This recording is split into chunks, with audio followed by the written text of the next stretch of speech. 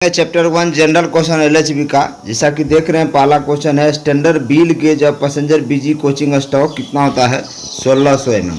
कितना होता है 1600 mm, याद रखिएगा। उसके बाद बात करेंगे कि मैक्सिमम व्हील गेज पैसेंजर बीजी कोच कितना होगा 1600 प्लस 2 माइनस 1 mm, यानी मैक्सिमम पूछेगा तो आप 1600 प्लस 2 माइनस 1 mm ये रहता, याद कर लीजिए इसको, क्योंकि अगर स्टैंडर्ड पूछेगा तो सिर्फ 1600 mm होगा और अगर मैक्सिमम पूछेगा तो 1602 mm होगा और मिनिमम पूछेगा तो 1599 mm होगा। ये व्हील गेज का बात बोल रहे हैं। इसके बाद बात करेंगे हम लेंथ ओवर बॉडी आईसीएफ बीजी कोचेज। आईसीएफ को जो ब्लू वाली कोच होती है उसका जो लेंथ होता है वो लेंथ होता है 21,337 mm। 21,337 mm लंबाई होता है आईसीएफ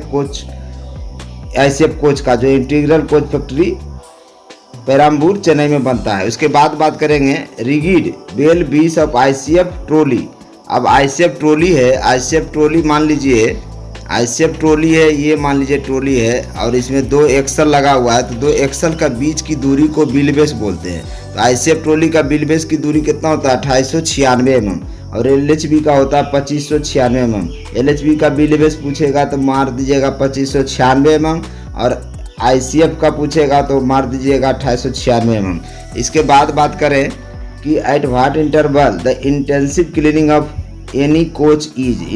किसी भी कोच का इंटेंसिव क्लीनिंग 1 मंथ पे होता है। कितना पे होता है 1 मंथ पे, एकदम क्लियर कट है। इसके बाद what is the interval of cleaning coach water tank. अब क्लीनिंग कोच वाटर टैंक का भी जो क्लीनिंग होता है 1 मंथ पे होता है। इसके बाद बात करेंगे what is the period of POH of any OCV attach to passenger train. OCV other coach vehicle होता है। इसका फुल फॉर्म याद रखिए, पीओएच का मतलब पीरियोडिक ओवरहोलिंग और ओसीबी का मतलब होता है अदर कोच व्हीकल। अटैच रहेगा तो इसका कितना होगा 24 मंथ। यही याद रखिए, याद रखिए, और क्योंकि क्वेश्चन अगर एग्जाम में पूछेगा तो आंसर भी यही देगा वो, तो इस तरह से इसको याद कर लीजिए। What shall be the period of the POH of the coach attach to the mail express train. इसका भी कितना होगा 24 मंथ, याद रखिए 24 मंथ। क्योंकि पहला अगर जनरल अगर बात करें पीरियोडिक ओवरहोलिंग का जो वर्कशॉप में होता है वो आईओएच इंटरमीडिएट ओवरहोलिंग, आईओएच इंटरमीडिएट ओवरहोलिंग और पीओएच। तो इंटरमीडिएट ओवरहोलिंग होता है 9 मंथ पर, जबकि पीओएच होता है 18 महीना पर। लेकिन नया अगर कोच आता है तो आईएच होगा नया कोच के लिए, न्यू कोच के लिए। अगर न्यू कोच आता है तो उसका जो आईओएच होगा वो 12 महीना होगा। अब पीओएच जो होगा, पीओएच होगा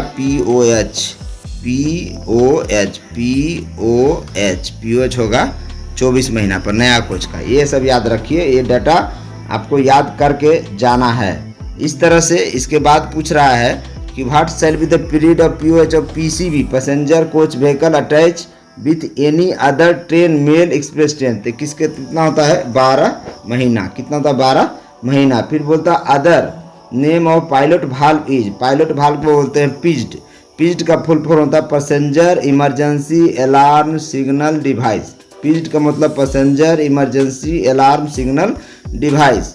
उसके बाद देखिए क्वेश्चन आ रहा है what is the period of POH of departmental coach except ART ARME.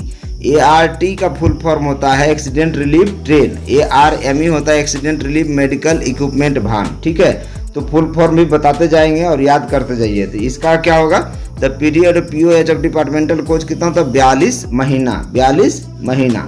इसके बाद पूछ रहा है देखिए transportation code of ladies compartment. Transportation code of ladies compartment क्या होता है Y. Transportation code of ladies compartment क्या होता है Y. What is the transportation code for second class fitted with self generating electrical equipment. Self generating electrical equipment क्या होता है GS. क्या होता है जीएस। तो ये हो गया सेकेंड क्लास। जी हाँ दोस्तों। इसके बाद बात करें तो what is the transportation code of inspection carriage administrative. Inspection carriage administrative RA10 हमेशा गाड़ी आता है तो क्या होता है RA इंस्पेक्शन कैरिज। इसके बाद बोले transportation code of pantry car. Transportation code of pantry car क्या होता है WCB हॉट बफेट कार जिसको बोलते हैं पेंट्री कार, जिसमें खाना बनता है और पूरे ट्रेन में सप्लाई किया जाता है। जी हाँ दोस्तों, पेंट्री कार का ट्रांसपोर्टेशन कोड होता है WCB। Which part is not use in ICF trolley. आप देखिए यहाँ पर 4 ऑप्शन दिया, dashboard, side bearer, shock observer. तो इसमें चारों ऑप्शन जैसा कि देख रहे हैं ये भी होता है आईसीएफ ट्रॉली में, साइड बेयरर भी होता है, शॉक ऑब्जर्वर भी होता है, यानी ड्रैग लिंक नहीं होता, ड्रैग लिंक नहीं होता है। ठीक है, इसके बाद बात करें transportation code of vestibule second class 3 tier sleeper coach fitted with self generating electrical equipment. Self generating जैसे ही आएगा दोस्तों उसमें जी लगाइएगा, अब वेस्टिब्यूल रहेगा तो W लगाइएगा। तो वेस्टिब्यूल का मतलब W हो गया, सेल्फ जनरेटिंग मतलब जी हो गया। उसके बाद बोल रहा है 3 टायर स्लीपर कोच, तो SCN 3 टायर स्लीपर कोच का कोड होता है SCN, यानी तीनों मिलाइए, वेस्टिब्यूल मतलब W, जी का मतलब सेल्फ जनरेटिंग और SCN मतलब स्लीपर, 3 टायर स्लीपर। तो 3 टायर स्लीपर पूछ रहा था, इसीलिए आप पार्ट विभक्त कर दीजिए, ट्रांसपोर्टेशन कोड बहुत ही इजी हो जाएगा आपके लिए। इसके बाद देखिए पूछ रहा है what is a transportation code, what is a transportation code of vestibule 3rd class 2 tier sleeper coach fitted with self generating electrical equipment and ladies compartment. देखिए लेडीज कंपार्टमेंट का ट्रांसपोर्टेशन कोड आपको बताए थे 22 होता है, और स्लीपर है तो SCN हो जाएगा, उसके बाद वेस्टिब्यूल है तो W हो जाएगा, और सेल्फ जनरेटिंग है तो G हो जाएगा। इस तरह से इसको आप आराम से मार सकते हैं। What is a maximum permissible clearance between brake gear pin and bushes. Brake gear pin और बुश के बीच के दूरी पूछ रहा है। बुश और ये 1.5 mm होता है, 1.5 mm होता है 1.5 mm, क्योंकि इतना क्लियरेंस रखना जरूरी है ताकि मूवमेंट आसानी से हो सके और ब्रेक आसानी से लग सके। इसके बाद पूछ रहा एज पर policy circular number 4 secondary examination of the mail express has been skipped on round trip up to, कितना होता है 2500 किलोमीटर, कितना होता है 2500 किलोमीटर राउंड ट्रिप के बाद ही इसका सेकेंडरी एग्जामिनेशन होगा मेल एक्सप्रेस ट्रेन का। जी हाँ दोस्तों, इसके बाद पूछ रहा in coach the load transmission take place through. अब ये ICF कोच की बात पूछ रहा है, LHB में तो साइड बेयरर होता ही नहीं है, तो ये LHB कोच का, ये ICF कोच की बात पूछ रहा है कि लोड ट्रांसमिशन किसके थ्रू होता है, तो होता है साइड बेयरर के थ्रू। किसके थ्रू होता है? साइड बेयरर के थ्रू लोड ट्रांसमिशन होता है। उसके बाद पूरा CI जो कास्ट आयरन ब्रेक ब्लॉक है, CI का फुल फॉर्म होता है cast iron brake block should be change if worn out beyond. कहता कास्ट आयरन ब्रेक ब्लॉक लगा हुआ ICF ट्रॉली की बात हो रही है, उसमें जो ब्रेक ब्लॉक होता है दोस्तों तो वो कब चेंज करते हैं, तो वो कास्ट आयरन का होगा तो 20 mm के जब वो हो जाएगा तब उसको हम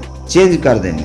20 mm के हो जाएगा तो हम उसको चेंज कर दें कास्ट आयरन वाला को। अगर L टाइप है, L टाइप ब्रेक ब्लॉक है तो पूछ रहा है L type composite brake block should be changed if the burn out beyond the. अगर L टाइप है तो 10 mm पर उसको चेंज कर देंगे। अगर K टाइप ब्रेक ब्लॉक है, अगर वो K टाइप ब्रेक ब्लॉक अगर बर्न आउट हो गया 12 mm तक आ गया, खींच के 12 mm बच गया है तो उसको भी हम चेंज कर देंगे। तो इस तरह से। इसके बाद देखिए standard packing pieces of ICF coaches. Standard packing pieces जो ICF कोचेज में लगाया जाता है, पैकिंग किया जाता है, बफर हाइट मेंटेन करना हो इसलिए, तो जो स्टैंडर्ड पैकिंग दिया जाता है ICF कोचेज में, ICF ट्रॉली की बात हो रही है, वो होता है 13 mm, 26 mm, 38 mm और 48 mm। और ये पूरा डिटेल बताएंगे कि कितना चक्का का डाया होना चाहिए जिसके कारण 13 mm का पैकिंग लगेगा, और कितना चक्का का डायामीटर होना चाहिए ताकि 26 और 38 48 mm लगेगा। तो फिलहाल अभी याद रखिए, आगे आपको हम बताएंगे। Coaching stock accident involving human life inquiry, ये बहुत ही इंपॉर्टेंट क्वेश्चन है। अभी देखिए बालासुर रेल हादसा हुआ दोस्तों, वहाँ पर भी ह्यूमन लाइफ का इंक्वायरी कर रहे हैं CRS। कौन है? Commissioner of railway safety, commissioner of railway safety. और ये रेल के अंदर में नहीं होते हैं, ये होते हैं सिविल एविएशन के अंदर में। याद रखिए, क्वेश्चन पूछ सकता है कि CRS किसके अंदर में काम करते हैं। ये रेल के अंदर में नहीं होते, इंडिपेंडेंट बॉडी होते हैं दोस्तों, जो कि सिविल एविएशन विभाग में ये काम करते हैं। और इंडिपेंडेंटली तौर पर इंडिपेंडेंट होकर ये रेलवे में ह्यूमन लाइफ इंक्वायरी करते हैं, क्योंकि अगर रेल के आदमी होते तो फिर मिलजुल के हो सकता है कि यहाँ पर इंक्वायरी सही से नहीं हो पाता, इसके कारण इसको इंडिपेंडेंट रखा गया दोस्तों। तो CRS क्या करता है? ह्यूमन लाइफ इंक्वायरी करता है, CRS commissioner of railway safety. Yellow strip on the end body of the ICF indicate, end body पर आप देखोगे, मान लीजिए ये आपका ये कोच है, कोच के सबसे किनारे में पीला रंगा रहता है इस तरह से, ठीक है, पीला रंगा रहता है, देखे होंगे बहुत जगह। तो ये पीला रंगे का जो इंडिकेशन है वो बताता है एंटी टेलीस्कोपिक, एंटी टेलीस्कोपिक क्या, एंटी टेलीस्कोपिक बताता है उसको, ठीक है। इसके बाद बोलता है what defect is detecting UST ultrasonic test. Ultrasonic test से क्या होता है, इंटरनल क्रैक चेक करते हैं, क्या करते हैं, इंटरनल क्रैक चेक करते हैं। इंटरनल क्रैक जो एक्सल होता है, मान लीजिए ये एक्सल है, तो एक्सल में क्या करते हैं, इसमें यहाँ साइड में ग्रीस लगाते हैं, ग्रीस लगा के एक इंस्ट्रूमेंट होता है अल्ट्रासोनिक इंस्ट्रूमेंट, तार जाता है इसके द्वारा, यहाँ पर सेंसर लगा रहता है, उसमें ग्रीस हल्का सा लगा के इसके ऊपर नीचे पूरा देखते हैं। तो क्या होता है, अल्ट्रासोनिक वेव निकल के पूरा ई पार से ऊपर जाता है, तो जिससे क्या होता है कि हमारा एक्सल का क्या होता है, इंटरनल क्रैक पता चल जाता है, इंटरनल क्रैक पता चल जाता है। इसीलिए उसका था UST टेस्ट, किसका होता है, इंटरनल क्रैक देखने के लिए एक्सल का या व्हील का। The original HAL bogie with speed potential कितना होता है, HAL बोगी का स्पीड पोटेंशियल कितना होता है, 92 kilometre per hour, 92 kilometre per hour. इसके बाद पूछ रहा है what is A codal life of steel bodies coaches, steel bodies coaches का कोडल लाइफ कितना, मतलब ये पूछ रहा है ICF जो देखे होंगे ब्लू वाली कोच इंक्लूडिंग पेंट्री कार या जो भी हो, इसका जो कोडल लाइफ होता है, जो ICF कोच ब्लू वाली कोच है उसका होता है 25 साल, ठीक है, 25 साल। What is A codal life of IRS coach, IRS coach का कोडल लाइफ होता है 30 साल, याद रखिएगा। जो ब्लू वाली कोच है ICF उसका कोडल लाइफ होता है 25 साल, जबकि IRS कोचेज पहले चलता था उसका कोडल लाइफ होता था 30 साल। इसके बाद पूछ रहा देखिए the codal life of light utilisation category of coaches, light utilisation category of coaches का मतलब GM सैलून हो गया, इस टाइप से DRM सैलून हो गया, वो जिसका यूटिलाइजेशन बहुत ही कम होता है तो उसका कोडल लाइफ होता है 40 साल। कितना होता है, 40 साल, याद रखिए। Periodic overhauling earning less than 2.5 kilometres per annum is कितना होता है, 12 महीना, याद रखिए 12 महीना। इसके बाद बात करें the standard thickness of compensating ring is, अब स्टैंडर्ड थिकनेस पूछ रहा कंपनसेटिंग रिंग का, तो वो होता है 6 mm, कितना होता है, 6 mm, याद रखिएगा 6 mm। Tare weight of WGS CZAC, अब देखिए यहाँ पर, अगर यहाँ पर ये तो चेयर कार है, लेकिन इसमें देखिए ट्रांसपोर्टेशन कोड है, W मतलब क्या होगा, वेस्टिबुल, G का मतलब क्या होगा, सेल्फ जनरेटिंग, और CZ क्या होता है, CZ होता है चेयर कार, और S लिखा है मतलब सेकंड क्लास, यानी non AC chair car, non AC नहीं है, second class CZAC, AC coach है, ये लास्ट में AC लगाया है, AC कोचेज है। तो इसका ट्रांसपोर्टेशन कोड क्या होगा, ये चेयर कार है, AC है, सेकंड क्लास है, ये वेस्टिबुल है और सेल्फ जनरेटिंग है। तो इसका टेयर बेट क्या होगा, मतलब खाली में इसका बेट क्या होगा, खाली मतलब गाड़ी खाली है तो उसका बेट होगा 49.30 टन। खाली चेयर बेट जो AC कोचेज आता है जिसमें चेयर, ये LHB का दिखा रहा है यहाँ पे, तो उसका बेट कितना होगा, उसका बेट होगा आपको 49.30 ton.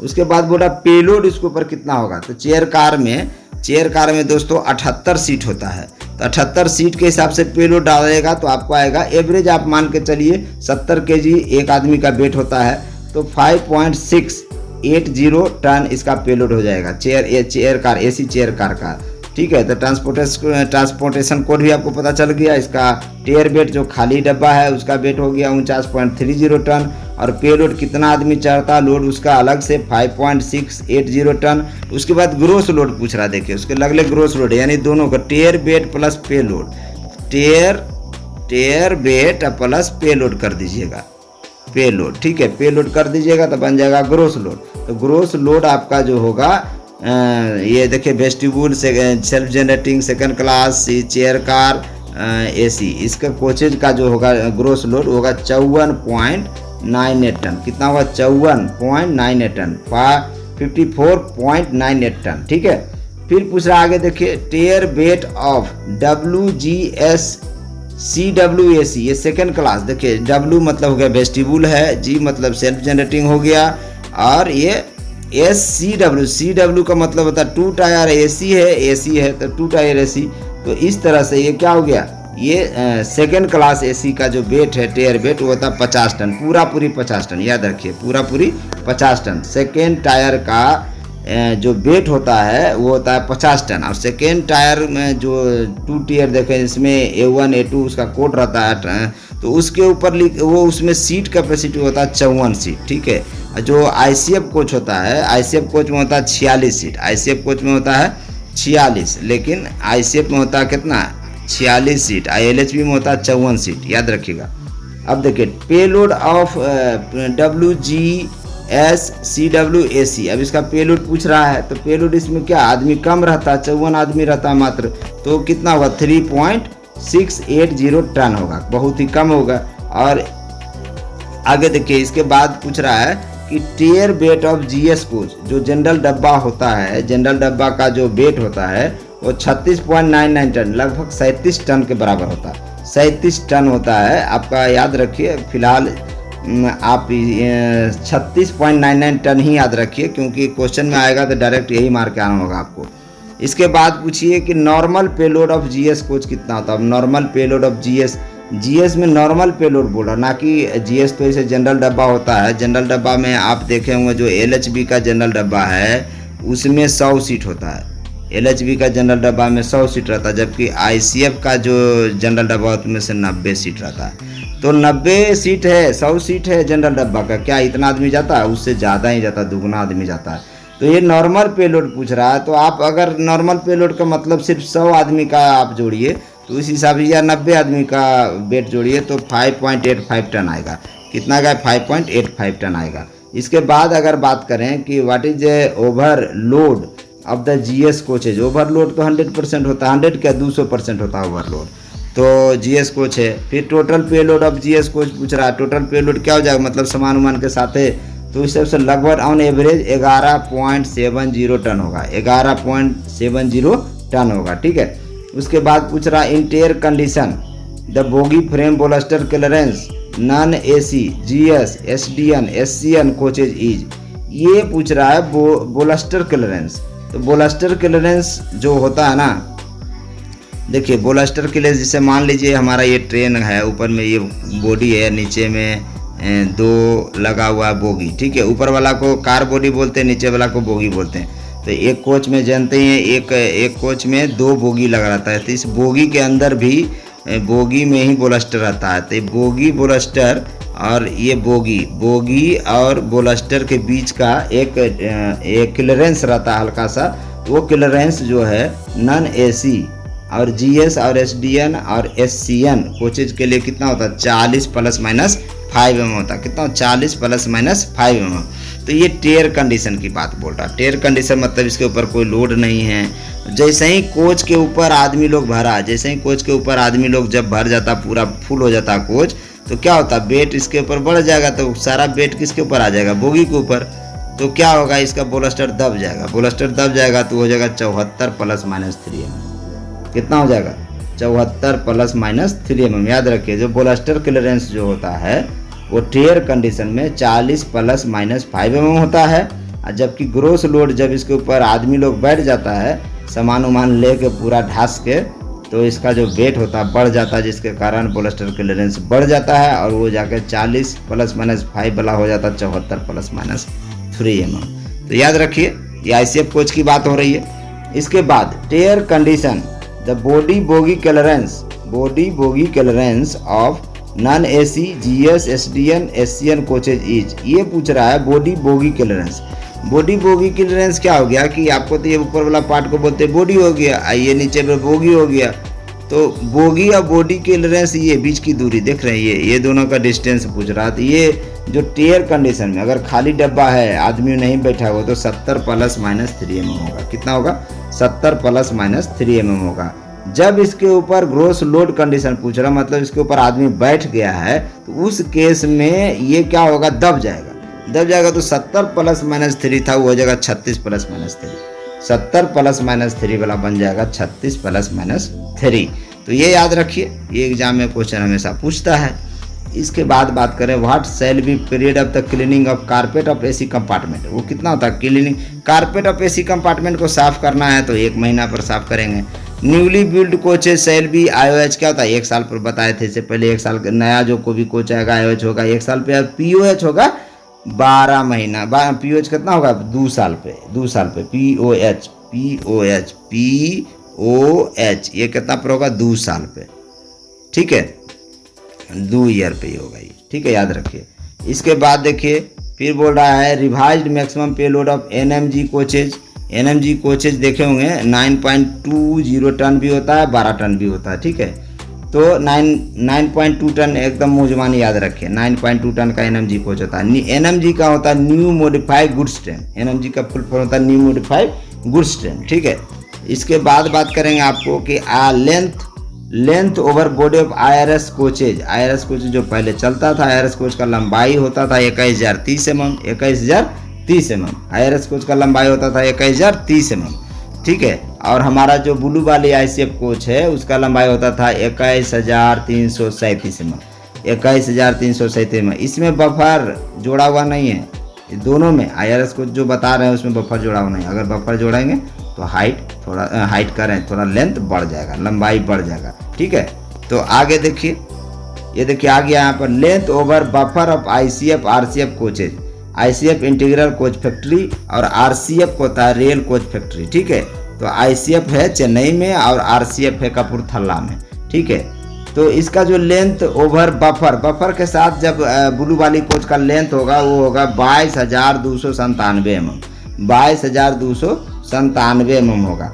What is the length of coach over buffer of IRS coach. अभी ये पूछ रहा है बफर लगा के IRS कोच की लंबाई कितना होगा।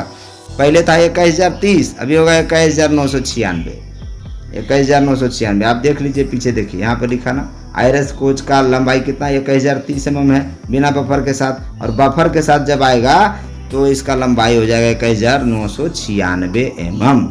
इसके बाद बात करेंगे कि ओवरऑल वाइड चौड़ाई ICF कोच का चौड़ाई कितना होता है। ICF कोच या RCF कोच का चौड़ाई होता है 3245 mm, 3245 mm होता है। जबकि LHB का चौड़ाई कितना होता है 3240 mm, याद रखिए LHB का होता है 3240 mm, ठीक है। LHB का होता है 3240 जबकि ICF का होता है 3245 mm, ठीक है।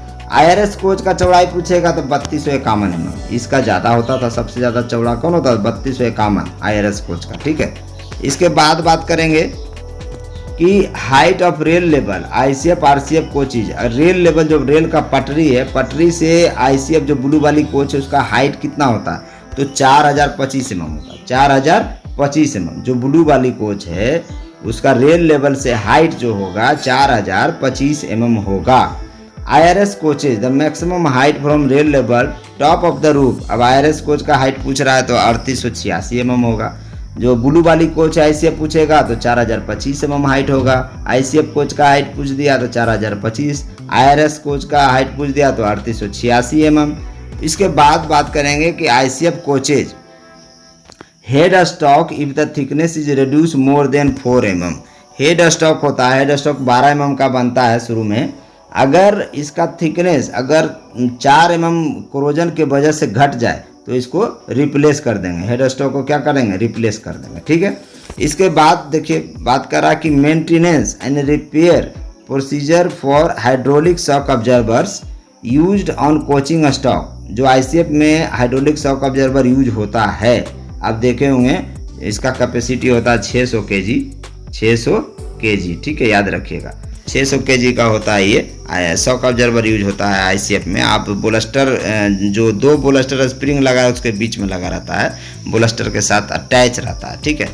तो जो ये हाइड्रोलिक शॉक ऑब्जर्वर है इसका जो पंपलेट नंबर पूछ रहा है RDSO टेक्निकल पंपलेट नंबर क्या होता है C6803, यानी C6803 होता है इसका, याद रखिएगा। हाइड्रोलिक शॉक ऑब्जर्वर का RDSO पंपलेट नंबर जो होता है C6803 होता है। ये क्वेश्चन पूछ सकता है। इसके बाद देखिए maintenance and repair procedure for wheel and axle, याद रखिए wheel and axle manual RDSO technical pamphlet is used. ये उसका C7909 क्या हो गया 7907, क्या वो C7907 होता है बी लाइन एक्सल का पंपलेट। फिर inspection maintenance of air brake passenger coaches RDSO technical pamphlet, ये है inspection and maintenance of air brake equipment passenger coaches, इसका कितना होगा 8805 C8805, ठीक है C8805। इसके बाद है description of water raising system to SK 86209 and instruction for filling water for air brake coaches RDSO technical pamphlet is used, ये क्या होगा C9009, इसका होता है C9009। ये कुछ ऐसा डाटा है जो कि याद किया जा सकता है, याद कर लीजिए क्योंकि डायरेक्ट क्वेश्चन आएगा तो सीधे मार के चल आइएगा। इसके बाद देखिए maintenance manual of IRSA 600 slack adjuster RDSO technical pamphlet is कितना G92। तो इस तरह से जो है RDSO सबका पंपलेट नंबर बना रखा है ताकि किसी को दिक्कत ना हो, आसानी से उसको ग्रेप्स कर सके, पढ़ के उसको उसमें जो काम करने वाले लोग हैं जानकारी प्राप्त कर सकें। At what schedule the painting of laboratory from the inside is done, B schedule में लैबोरेटरी का बी शेड्यूल में होता है। इसका क्या होता है बी शेड्यूल में लैबोरेटरी जो लेटरिंग वाली एरिया है उसको इनसाइड से जब पेंटिंग करते हैं तो बी शेड्यूल में करते हैं। इसके बाद देखिए बोल रहा है कि permissible luggage allowed for second class pass is, second class pass AC के छोड़ के बात हो रहा तो 50 kg पर हेड आदमी ले जा सकता है। कोई आदमी 100 kg लेकर चला जाता है तो रेलवे है जो कि अलाउ कर देता है, देखता नहीं है, लेकिन इसका जो स्टैंडर्ड बना हुआ है कि आप 50 kg पर हेड ही आप सेकेंड क्लास में ले जा सकते हैं और AC में आप 70 kg पर हेड ही ले जा सकते हैं। तो permitted luggage allowed for first AC class 70 kg पर हेड और सेकेंड क्लास के लिए 50 kg पर हेड। तो सबके नियम बने हुए हैं। RPF चाहे तो आपको रोक सकता है, आपको जाने से मना कर सकता है। Repainting of the coaching stock as per schedule C is done in every 5 years, ये वेरी इंपॉर्टेंट क्वेश्चन। ये क्वेश्चन पूछता है कि रीपेंटिंग कोचिंग स्टॉक का किया जाता है तो C schedule is done every 5 years के बाद किया जाता है, ठीक है। इसके बाद देखिए पूछ रहा है कि rehabilitation of coaching stock is carried out in between, मैंने फिर से इसको रिहेबिलिटेशन कोचिंग को रिपेयर किया जाता है तो 12 से 15 साल के बाद ही किया जाता है और लगभग 25% कॉस्टिंग लगाया जाता है, ठीक है।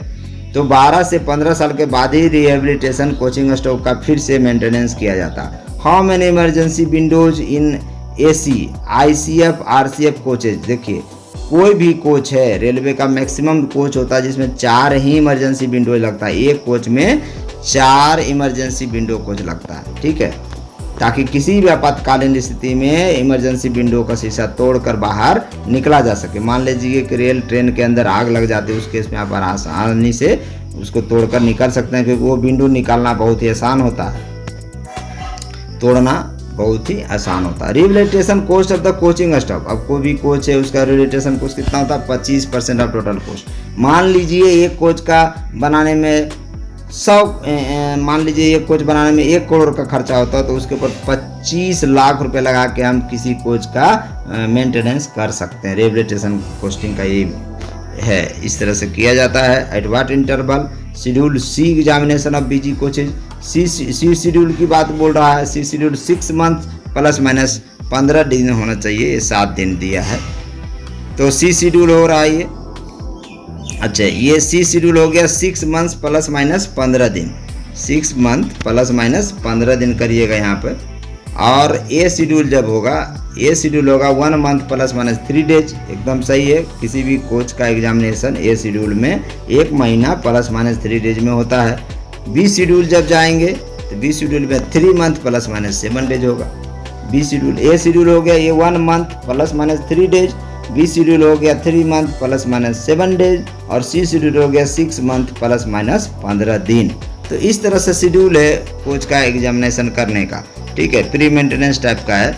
What is the purpose of manipulator, manipulator क्या होता है कि डाउन एंड बेल्डिंग करना आसान हो जाता है। मैनिपुलेटर इस तरह से मैनिपुलेटर एक बनता है, आप इस तरह से मैनिपुलेटर बना दिए, यहाँ पर बोगी लगा दिए, आराम से बोगी को इस मैनुअल के माध्यम से घुमाए और आराम से बेल्डिंग किए। तो तो मैनिपुलेटर इस तरह से बनता है। तो डाउन हैंड वेल्डिंग करना बहुत ही आसान हो जाता है। इसके बाद what is the interval of the metallic commode chute painting, every month, प्रत्येक मंथ पर इसको करना है, एवरी मंथ करना है। मेटालिक कोमोड पेंटिंग हमेशा एवरी मंथ पे करना है। What is the interval of cleaning and flushing overhead water tank, overhead water tank भी 1 महीना पे होता है, पहले भी बता चुके हैं। What interval the check of anti corrosive paint in commode, ये भी 1 महीना पर होगा। कितना पर होगा? 1 मंथ पे। ये भी क्या होगा? 1 मंथ पे होगा, ठीक है, याद रखिए। इसके बाद बात कर रहा है at what interval IOH of ICF coaches is done. IOH क्या होता है ICF कोचेज का? 9 महीना। 9 महीना इसमें दिया ही नहीं है, तो आप ये ऑप्शन सबसे मैक्सिमम है, मैक्सिमम आंसर मार के निकल जाइए, ठीक है। ये भी सही हो सकता है क्योंकि मैक्सिमम वाला ही आंसर सही होता है। इसे इसका रिव्यू के लिए डालिएगा तो ये चारों ऑप्शन गलत है। IOH ऑफ ICF कोचेज होता है 9 महीना, ठीक है। इसके बाद बोल रहा है what do you mean by FRP। FRP क्या होता है? Fibre reinforce plastic, fibre reinforce plastic, ये हमेशा याद रखिएगा। FRP का फुल फॉर्म पूछता है। इसके बाद बात करेंगे आपको eight what interval IOH of शताब्दी कोचेज इज। शताब्दी कोच हो, कोई भी कोच हो, IOH होता है 9 महीना पर, सीधा सीधी बात है। 2 lakh kilometre beach is earlier, 9 महीना या 2 लाख किलोमीटर, दोनों में से जो पहले होगा उसके बाद IOH उसका, उस कोच का IOH कर दिया जाएगा, उस कोच का IOH कर दिया जाएगा, ठीक है। इसके बाद है identification, identification bogie mounted air brake system. अब देखिए क्या होता है ना, कोच के ऊपर ए भी लिखा रहता था, कुछ नंबर लिख दिया 2 5 7, उसके बाद ए भी लिख दिया, इसका इंडिकेशन है कि इसमें एयर ब्रेक लगा हुआ है, ठीक है। इसके बाद बात करेंगे हम कि what is the periodicity of IOH ICF coaches except Rajdhani Shatabdi. ये IOH जब भी आता है ना वो 9 महीना ही होना चाहिए, पता नहीं किस हिसाब से 6 महीना ये दिया है, ये आगे देख लेंगे, इस क्वेश्चन पर विवाद है। Where has been destruction tube provided in ICF RCF coach. Destruction tube जानते हैं, मेन हेड स्टॉक और ऑक्सिलरी हेड स्टॉक के बीच में रहता है, ये पूरा सिलेंडर टाइप का रहता है गोल, डिस्ट्रक्शन ट्यूब बोलते हैं, ठीक है। हेड स्टॉक में लगा हुआ रहता है, मेन हेड स्टॉक और ऑक्सिलरी हेड स्टॉक के बीच में लगा रहता है, और इसी के बाहर बफर लगा रहता है बहुत बड़ा, ठीक है। तो इस तरह से ये ICF ट्रॉली की बात बोल रहे थे। तो आज का ये चैप्टर खत्म हो गया दोस्तों। मेरे चैनल को सब्सक्राइब एंड शेयर जरूर करें। Thank you.